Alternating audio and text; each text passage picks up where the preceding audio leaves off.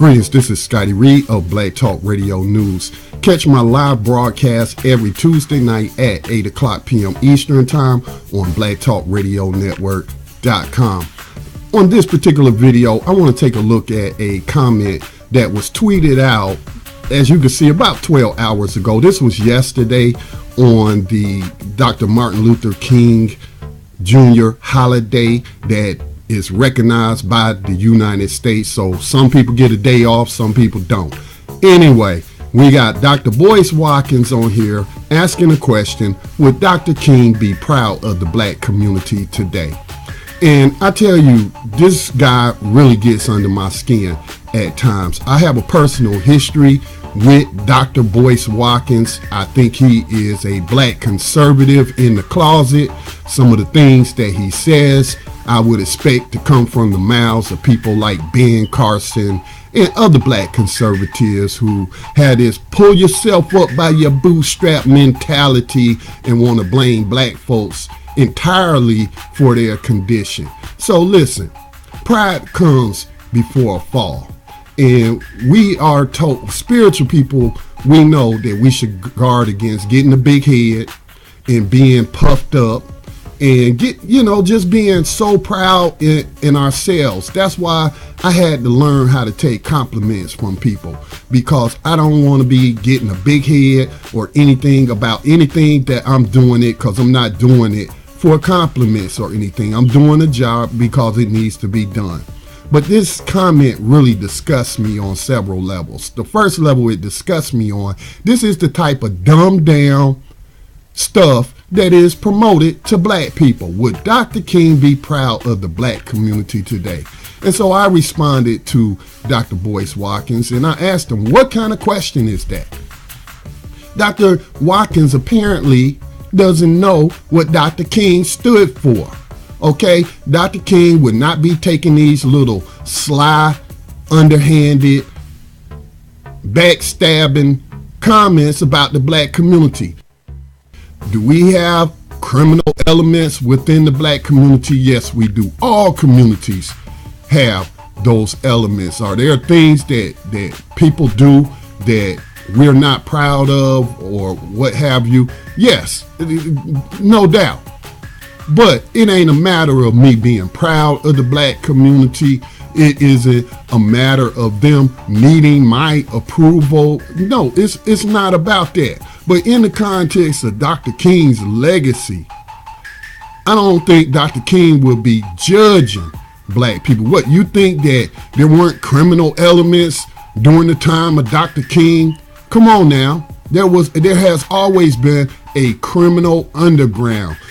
But let's talk about the reasons why people commit crimes. Now, some people, they just evil. All right, that's what's in them. And they just want to hurt people. They want to harm other individuals. But some people are forced into a life of crime by this racist society because of racial discrimination, pay discrimination, in jobs and what have you. How our communities are oppressed by 21st century slavery and human trafficking. There's a number of reasons, and some of these things aren't even crimes, like possessing weed. I don't believe anyone should be going to prison or jail because of some substance the United States government outlawed and said, hey, you can't put that into your body. And now we have the world's largest private prison population, the world's largest public prison population, and their labor is being exploited. And even if they are not put to work for various corporations and what have you, their labor is used by the state to save, quote unquote, save tax dollars. But as much money as they spend to warehouse human beings, you're not saving any money. All right, so this is just disgusting, this comment from Dr. Boyce Watkins. And yes, I'm gonna just be honest. I do not care for Dr. Boyce Watkins. Is some of the stuff he share good or something that is wise? Or yeah, a broken clock is right twice every day. So that doesn't mean that he is correct about everything. And this just speaks to me about some hardy-toddy attitude and looking down on people less fortunate than ourselves. If Dr. King was here, as I stated, he wouldn't be making these sly, underhanded comments about black people.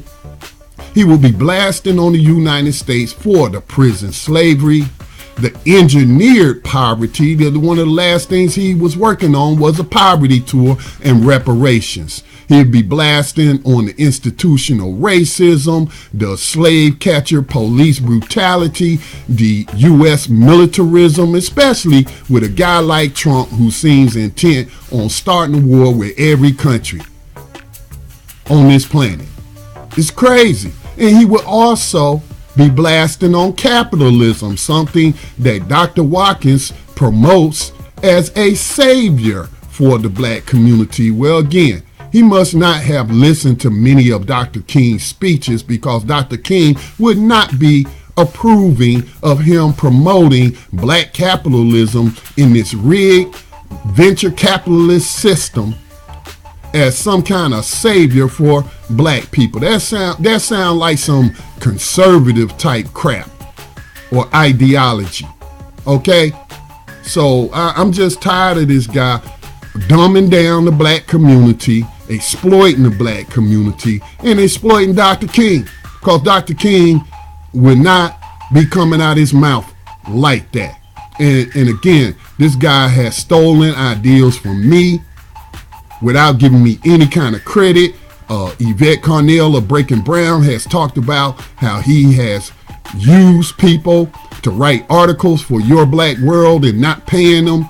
And now we find out that he has sold Your Black World and his other media properties to some white venture capitalists. It was put out in a press release. So how you going to be about creating black businesses, supporting black businesses?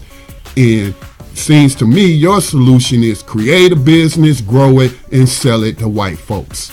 All right, this has been Scotty Reed with a Black Talk Radio commentary.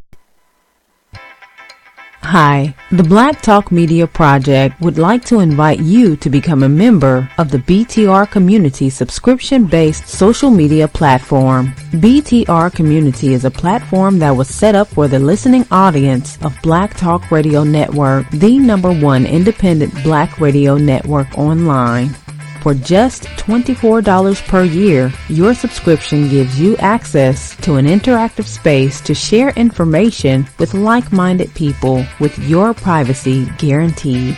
Your subscription will go a long way to help us maintain and improve our current media platforms. It will also help provide a budget so that we can begin the task of establishing localized media centers and radio stations across the United States. The best way to show your support and appreciation for what we do here at Black Talk Radio is to subscribe. Help us